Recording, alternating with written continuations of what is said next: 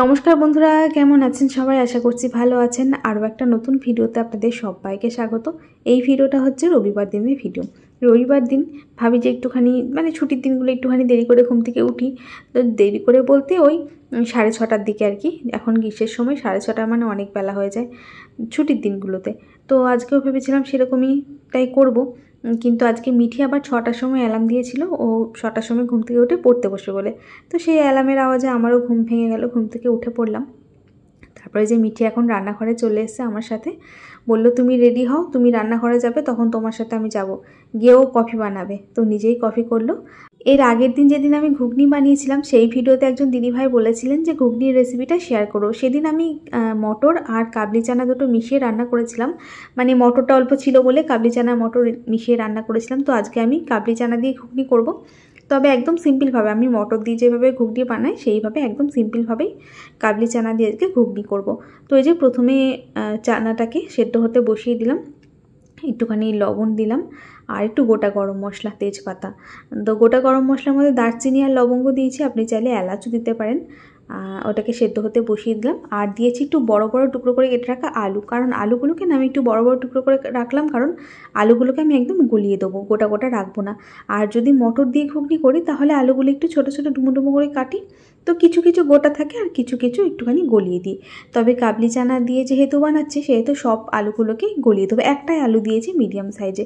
তো এই যে চানাটা সেদ্ধ হয়ে গেছে, জল ঝরিয়ে নিলাম। এদিকে যে মশলা কষিয়ে নিচ্ছি, পেঁয়াজ কুচি ভেজে নিয়ে একটুখানি রসুনটাকে পেঁয়াজের সাথে ভেজে নিয়ে তারপরে যে দিয়ে দিয়েছি আদা বাটা, জিরে গুঁড়ো, হলুদ গুঁড়ো, লঙ্কার গুঁড়ো।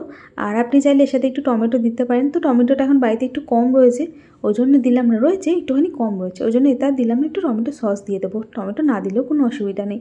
তারপরে যে মশলা কষিয়ে নিয়ে সেদ্ধ চানা আর আলুটাকে দিয়ে দিয়েছি। আলুটা কিন্তু দেখুন পুরো একদম হাতা দিয়ে গলিয়ে দিয়েছি। সাথে পরিমাণ মতো একটু লবণ দিয়ে দিলাম আর চানা সেদ্ধ করা জলটাও দিয়ে দিলাম। এখন ওটা একটু কিছুক্ষণ ফুটুক, ততক্ষণ এই যে আজকে সোয়াবিন রান্না করব। সোয়াবিনটা সেদ্ধ করে রেখেছিলাম, তারপরে যে একটুখানি ধুয়ে রাখলাম, তাহলে ঠান্ডা হয়ে যাবে, তারপর জলটা নিংড়ে নিতে সুবিধা হবে। তো এই যে এটা কিছুক্ষণ ফুটিয়ে নিয়েছি। আর একটু মিষ্টি দিই, তো আমাদের তো সব রান্নাতেই মিষ্টি দেওয়া হয়, তো একটু আখের গুড় দিলাম। তো এখন লঙ্কা কুচি দিয়ে দিলাম, লঙ্কাটার বাটা নেই আর এইটুকুর জন্য শিল পাতলাম না, লঙ্কাটা কুচিয়ে দিয়ে দিলাম। আর ওই যে ওদিকে ছোলা বাদাম খাচ্ছিল। আমি তো আজকে সকালবেলা চা খেয়ে নিলাম, মা চা খেলো, তো আমি ও চা খাওয়া হলো। তারপর ওই যে ও একটু পরে এসে ছোলা বাদাম খেলো। ও যখন খায় তখন আমারটা একবার বাটিতে দিয়ে দেয়।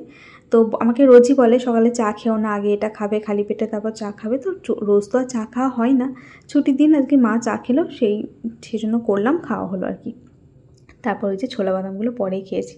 তারপর আজকে ডিমের ঝোল হবে, তারপর সোয়াবিনের তরকারি হবে। তার জন্য আদাটা বাটা আছে কিন্তু রসুন বাটা নেই, তাই রসুন, পেঁয়াজ আর কাঁচা লঙ্কা একসাথে করে বেটে নিলাম।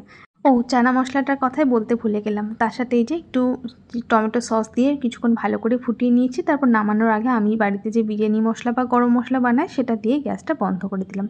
আর বাড়িতে যদি ধনিয়া পাতা থাকে তাহলে নামানোর আগে একটু দিলে তো বেশ ভালোই হয়। আর আমি যে গোটা গরম মশলা দিলাম চানা মশলা বানানোর জন্য দিয়েছি, কিন্তু মটর দিয়ে বানালে সেদ্ধ করার সময় গোটা গরম মশলাগুলো দিই না। এই সময়টা সবসময় বাড়িতে ধনিয়া পাতা থাকে না, শীতের সময় থাকে। তো যাই হোক, এতেও কিন্তু খেতে বেশ ভালো হয়। একদম সিম্পলভাবেই রান্না করি। তো ওইদিকে ঘুগনিটা প্রথমে বানিয়ে নিলাম, কারণ টিফিন যেটা দিয়ে খাবে সেটা আগে রেডি করা থাকলে কি রান্নাটা একটু দেরি হলেও অসুবিধা নেই, একটু পরে তো সবাই টিফিন খাবে। তারপরে এই যে আজকে সোয়াবিনের তরকারি হবে, ডিমের ঝোল হবে। আর সোয়াবিনের তরকারির মধ্যে না একটু ক্যাপসিকাম দিলে বেশ ভালোই লাগে। তো একটুখানি ছিল বাড়িতে, সেটা শুকাচ্ছিল, তো ওটাই দিয়ে দিলাম একেবারে। তো চলুন এদিকে আস্তে আস্তে রান্না হোক। আর আজকে না ঘুম থেকে উঠে রান্না করতে ইচ্ছে করছিল না, তো একটু ঘুম থেকে উঠে রেডি হয়ে বসেছিলাম। তারপরে যে মিঠি তাড়া দিল, মাম্মাম চলো রান্নাঘরে চলো। তাই চলে এলাম। একটু আগে আগে উঠেছি বলে রান্নাটাও তাড়াতাড়ি হয়ে গেল। এমনিতে ছুটির দিনগুলো রান্না হতে খুব বেলা হয়ে যায়, তো আজকে যেহেতু আগে আগে ওঠা হয়েছে, তুলসী গাছে জল দিতেও যায়নি, আজকে রবিবার ছিল, তো ওই জন্য তাড়াতাড়ি রান্নাটা হয়ে গেছে। সেরকম 10টার মধ্যে রান্নাবান্না প্রায় মোটামুটি কমপ্লিট হয়ে গেছে। তবে ভাতটা সব শেষে, রান্না শেষে বসিয়েছিলাম। ছুটির দিনগুলোতে ভাতটা একটু পরে বসাই, রান্নার শেষে বসাই। আর এদিকে এই যে আজকে সব তরকারিতেই গরম মশলা দিলাম, চানা মশলায় গরম মশলা দিলাম, তারপর এই সোয়াবিনে দিলাম, এদিকে ডিমের ঝোলে একটু দিয়েছিলাম। আর আজকে একটুখানি কুমড়ো সেদ্ধ হবে, তো এই জন্য যে একটুখানি কুমড়ো ছিল সেটাকেও প্রেসার কুকারে সেদ্ধ করে নিলাম। আর ও সকালবেলা ঘুম থেকে উঠে ও নিজের কাজকর্ম সেরে তারপর পুজো দিয়ে গেছিলো একটু বাজারে। তো সেরকম কিছু আনার ছিল না, টুকটাক কয়েকটা জিনিস আনার ছিল, যে বললাম টমেটোটা শেষ হয়ে গেছিলো, বেশি ছিল না, তো টমেটো নিয়ে এলাম, টুকটাক দু একটা জিনিস। আর এদিকে আমার রান্না তো হয়ে গেছে, তারপর ভাতটাকেও বসিয়ে দিলাম, আর এদিকে মিঠির জন্য রুটিটা করছি। ছুটির দিনগুলোতে তরকারিপাতিগুলো রান্না হয়ে যাওয়ার পরে তারপরে ভাতটাকে বসিয়ে দিই। তো চলুন এখন সবাই মিলে টিফিন খেয়ে নিই। সকালে কি খাবার করলে আজকে? আজকে ওই যে শসা পেঁয়াজ কেটেছি, মুড়ি দিচ্ছি, রুটির জন্য রুটি করেছি, দেখো ব্যাস। ঘুগনি? হ্যাঁ, না চানা দিয়ে করেছি, মটর দিয়ে নয়। মটর দিয়ে হলে ঘুগনি, চানা দিয়ে হলে চানা মশলা। আর মিঠির জন্য যে একটা রুটিকে ছোট কড়াই করলাম, তো ওই জন্য একটা রুটিকে ছোট ছোট করে দুটো করলাম, একদম পাতলা পাতলা করে। এটা মিঠিকে দিলাম।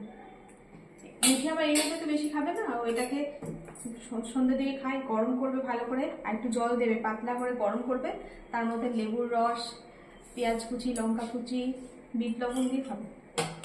খুব ভালোভাবে মাখে, দারুণ মাখে। তুমি লেবু নেবে? কাটবো? এখন লেবু নেবো না, আমি ভাতে খাবো। না না, এর সাথে খাবে? এতে তো মাখিয়ে নেবো। লেবু খেতে ভালো লাগে, লেবু দিয়ে খেতে ভালো লাগে না। আর কলা আছে ওখানে, ঠিক আছে চলো। টিফিন খাওয়া হয়ে গেছে, ভাত নামানো হয়ে গেছে, রান্নাঘর পরিষ্কারও হয়ে গেছে। তারপরে যে পেয়ারা মাখা করছি, পেয়ারার মধ্যে লবণ আর কাসুন্দি দিয়ে মেখে নিচ্ছি। মা বেশি কাসুন্দি খায় না, তাই অল্পখানি লবণ আর কাসুন্দি দিয়ে মায়েরটাকে তুলে দিলাম।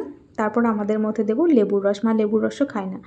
তারপরে যে লেবুর রস, আরও কিছুটা কাসুন্দি আর লঙ্কা কুচি, লঙ্কাও মা খায় না। তারপরে যে এগুলো দিয়ে এখন মেখে নিয়ে এখন পেয়ারা মাখা খাওয়া হবে। তারপর টুকটাক দু একটা কাজ আছে, সেগুলো সেরে আমি চলে যাব স্নান করতে। তো চলুন এখনকার মতো ভিডিওটা এখানেই শেষ করি, আবার দেখা হবে নতুন ভিডিওর সাথে। সবাই ভালো থাকবেন, সুস্থ থাকবেন, এখন টাটা।